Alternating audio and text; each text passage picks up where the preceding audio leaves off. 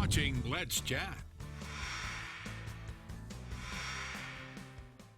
Welcome back and good morning. A few months ago, when COVID-19 hit our area, a task force was formed with Hamilton County Schools to help with the reopening process. And we are learning more about that task force and what it's going to look like in the classrooms coming this fall. Joining us now is Colonel Bill Brooks and also Keith Fogelman with the task force. Good morning.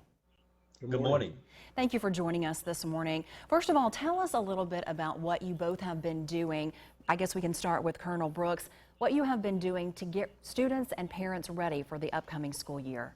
Well, approximately May 12th, task force was put together by Dr. Johnson, our superintendent, asking Mr. Fogelman and I to lead task force committee so that we can open schools in August 2020.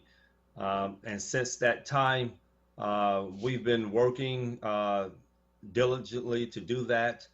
We've been working with our task force committee, with our community, with the district leadership, the health departments, the local doctors, just the community at whole, trying to get open dialogue to hear what the parents and students' concerns are.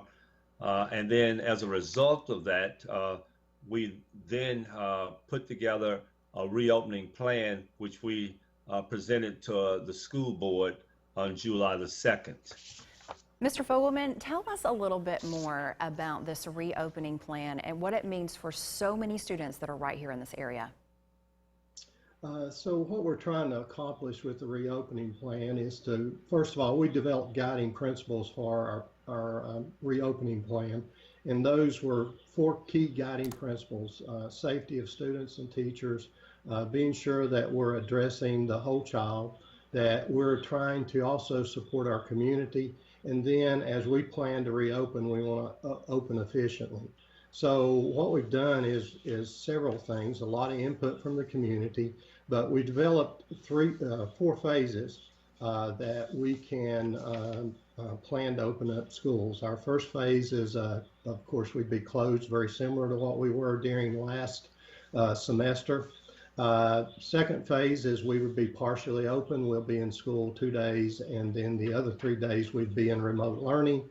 Our third phase would be that our schools are open, but we know that there's some minimal spread in the community, so we'd be prepared to shut down a school if we had some a positive test or some exposure in that school. And then our phase 4, we would be full open, but all the time being aware and prepared to move into one of the other phases as the situation dictates. Right now, tell me if I'm wrong, Mr. Fogelman, but we are currently in phase 3. That's what the students will be going by as school starts, correct? Yes, we're using several metrics that we look at. Active cases. Yesterday we had 927, so that would put us in a phase 3. But I do want to emphasize the other things that we'll be in contact with the health department, and also looking at what else is going on in the county, such as the number of positive cases, the increase on a daily basis, what's going on from a hospitalization, as well as the number of patients in ICU. Mr. Brooks, I know that there will be a mask mandate when the kids go back to school. How will this impact the classrooms, and what will they look like when a lot of these students go back to school in just the coming weeks? I'm sorry, how will the classroom look like? Right. Tell us, what about class sizes and Yes, the mandates for the mask? Okay. Well, the mandates for the mask are that our students and staff will wear masks with the exception of K through 2nd grade. And then, of course, there are some exceptions with students with some underlying health issues and staff, and we're taking that in consideration.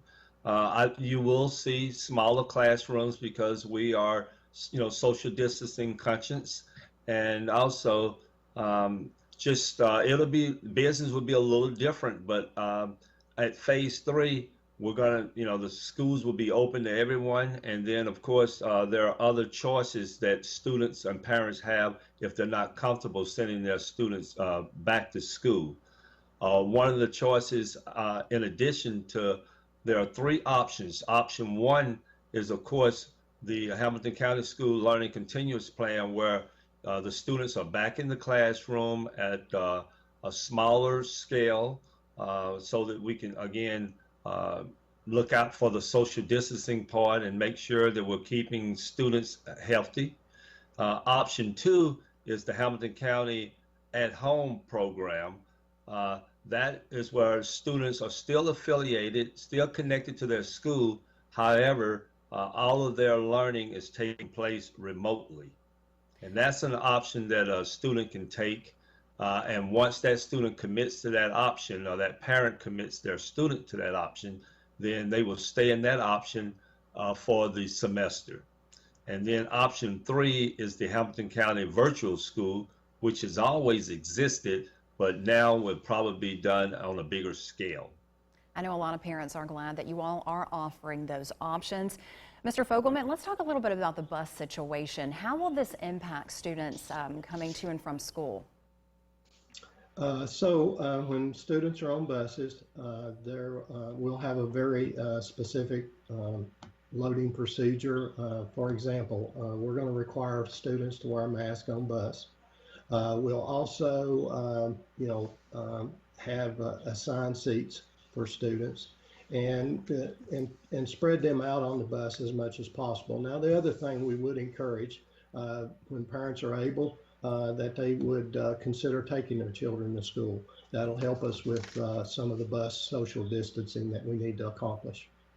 Mr. Fogelman and Colonel Brooks, thank you so much for joining us this morning and giving us some insight into what's happening with the task force as all of the kids get ready to go back in the classroom in just a couple of weeks. Thank you for having us. Absolutely. Thank you for helping keep so many students safe as we come back from this pandemic. Well, stay with us. We have much more ahead right after this short break.